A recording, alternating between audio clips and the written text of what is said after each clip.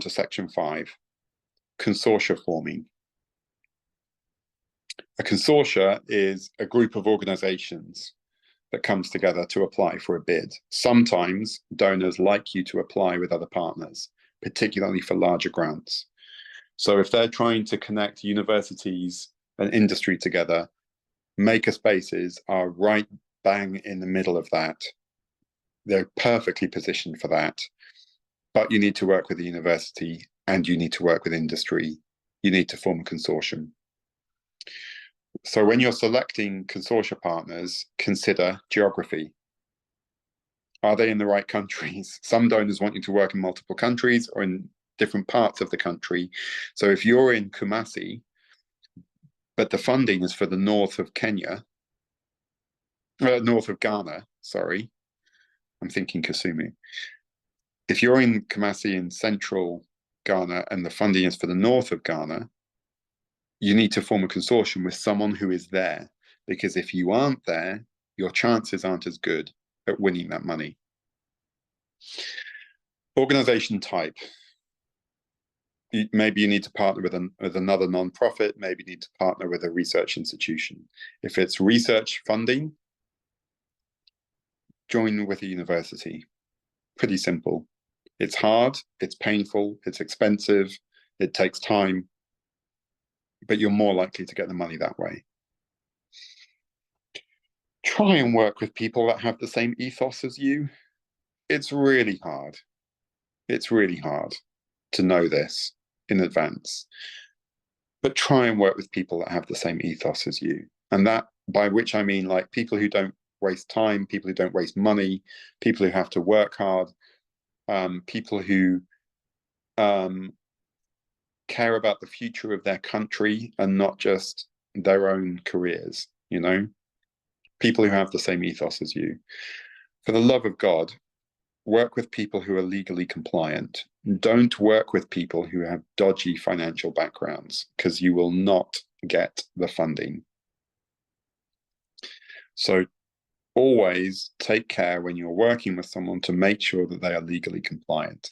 You can kind of guess that a university is going to be legally compliant, but if it's a small NGO or a small startup, make sure they've got some accounts, make sure that they're properly registered, make sure you know a little bit about them before committing to work with them. And then the other thing about a consortium is to have a bit of a wow factor. And this sounds a bit odd, but it's like, you know, what a great group of people this is. So one of the projects was called Protecting the Front Line. And it was Field Ready, my previous organization on disaster relief, a group called Needs List, who did the demand side, and a group called Humanitarian OpenStreetMap Team, who did the sort of supply side. They were mapping the machines. Those three organizations together, all three of them had separately previously been funded by the same donor. So those three organizations collaborating was music to the ears of the donors. And they're like, wow, this is fantastic. Now, it's the same people, but it had a wow factor because we were collaborating and doing something bigger together. Or it might be a wow factor because one part of the country and then the other part of the country, you know, you've got two really strong teams. So if you need to work with private sector people and NGOs, don't just have a private sector person in one part of the country and an NGO and another person in another part of the country. Try and double them up. So you have NGOs and private sector people in both locations. You know, a bit of a wow factor to sort of show how robust your consortium is. Even better if you spent the last few years working together. Even better if one of the members of the consortium is famous for doing something or has, you know, is well respected and well known, you know, great. I'm not going to spend too long on this. A teaming agreement. These are sometimes used. I'm going to show you one. A teaming agreement basically is a pre-agreement with the members of the consortium about how you're going to work together as you write the bid. It only really applies to very large projects, but I don't want it to come as a surprise to you later. I'm going to show you very quickly a teaming agreement that I had to use from World Vision, which is one of the largest aid organizations in the world. And this is an agreement between Field Ready, my previous organization, and that organization for a massive 5-year program. Oh no, this was a 1-year program actually. It builds off a 5-year program just for Iraq. So we were writing a funding bid specifically for Iraq. And what it basically says is, we're going to keep in touch. We're going to write the bid together. We're going to share information with each other. We're going to participate in each other's meetings and inform each other of any financial constraints. We're going to let each other know if there's anything that we think might harm the proposal. We're going to need to share information about key personnel and their CVs, their histories, their backgrounds. Any policies, we're going to have to share intellectual property. We're going to have to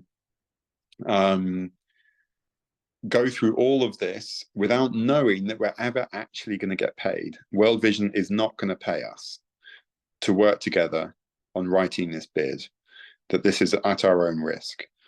And here's the scope of work we're going to apply for this particular fund. That is a teaming agreement.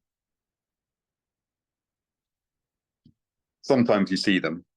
I'm not sure I'm going to be able to provide a template. We'll see if we can make one. But you might want to use them with other people as you write bids, as a way of sort of managing expectations and the information. So that's the example. And that's it for today. Phew, I haven't left much time for questions, but if you wouldn't mind going over for a few minutes, let's take a few questions. I just want to quickly tell you about what's next. The next webinar is on fundraising. That's next week, same time, same place, next week. Hopefully you'll have had a calendar invitation for that. And it's about the actual, how you write a bid, how you write a grant application. So at this point, you found the opportunity, you've got a budget sketch, you've got your project title, and you've got a consortium together if you need one. Now you need to write the bid. And that's what we're going to be talking about next. You've also got available to you help, the direct assistance with fundraising. We're going to share some templates, and you've got some cash in your bank account for this package as well, which hopefully you can start using. So yeah, any questions, any comments before we end the call today?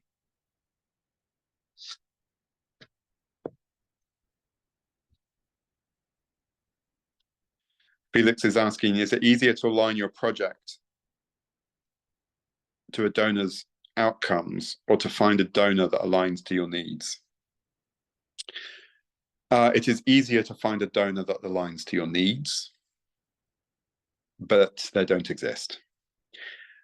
There is very, very rarely a donor that perfectly funds what you do. So absolutely, first step is find a donor that aligns to your needs. Second step, you have to adapt what you want to do to their objectives. Yeah, Shalika, please ask. Yeah, actually, mine is a comment.